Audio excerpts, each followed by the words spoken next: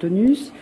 Alors, pour l'angioplastique, je n'aime pas, je vais aller vite. C'est un homme de 46 ans, donc un jeune, quand même, pas encore tout à fait senior, qui fume et qui a malheureusement pour lui une hémophilie de type A, résistante, sévère. Donc, moins d'1% du facteur 8. Et il a en plus, lié à son hémophilie, une hépatite C post-transfusionnelle. Et cet homme, n'ayant pas trop de morale, est toxicomane avec cannabis et marijuana. Donc, il décrit des douleurs thoraciques d'effort tout à fait typiques, puis des douleurs spontanées. Donc, on lui fait une scintille et on trouve une ischémie dans le territoire inférieur. Donc, le gros problème chez ce patient, c'est d'abord la ponction, puisqu'il est hémophilie sévère, donc un risque majeur de saignement. Après consultation avec les spécialistes, on leur explique la ponction radiale, ils sont éventuellement d'accord, mais il faut précéder ça d'une perfusion de facteur 8 recombinant, 4 000 €, hein, l'élément. Et puis ensuite, si jamais on trouve quelque chose et qu'on met un stent, ça va être la notion de la double antiagrégation plaquettaire. Donc, on fait la coronarographie quand même, ça se passe bien avec ce Novocéven juste un quart d'heure avant.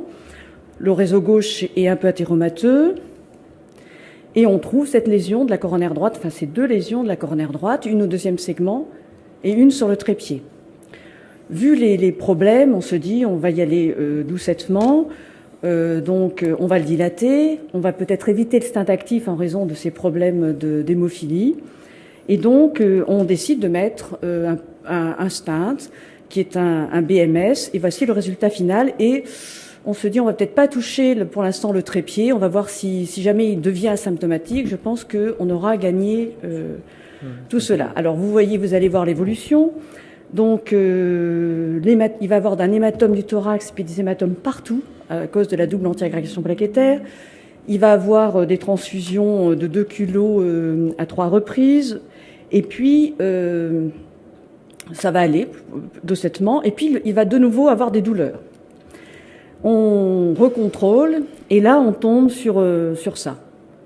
Donc on est un petit peu embêté, on se dit c'est une dissection, on a mis un stent beaucoup trop gros peut-être et il a disséqué. Et en fait on fait donc, vous connaissez notre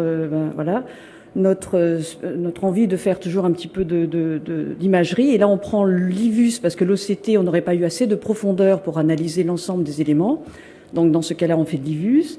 Et on s'est aperçu, comme vous pouvez le voir, qu'on était en présence en fait d'un hématome de paroi lié au positionnement du stent.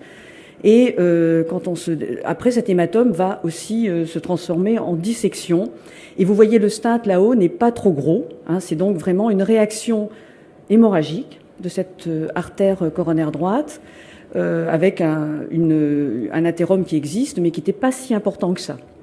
Et donc, ce pauvre homme va se retrouver, au départ, vous avez vu, un tout petit spot stenting. Et là, on se retrouve à lui mettre une certaine quantité de stent. Et puis, pareil, comme dès qu'on mettait un stent, de toute façon, il fallait en mettre un derrière. Et on s'est dit qu'on ne touche pas le trépied. Et on va voir comment tout va se passer. Donc, pendant 1 mois, il a eu sa double antiagrégation. Alors, il en a eu des hématomes partout. Il a eu 15 kilos de perfusion, des globules rouges déplasmatisés, je peux vous dire que ça a un certain coût. Puis on a arrêté le Plavix, on l'a mis sous aspirine seule. On a eu une diminution de l'ensemble des éléments. Il a quand même eu une hémarthrose de la cheville droite qui a nécessité une intervention, mais bon, ça allait plus ou moins. Et il est asymptomatique. Et le cardiologue traitant a dit « Bravo, c'est super, vous avez été... » Mais je vais quand même aller faire un test ischémique pour voir.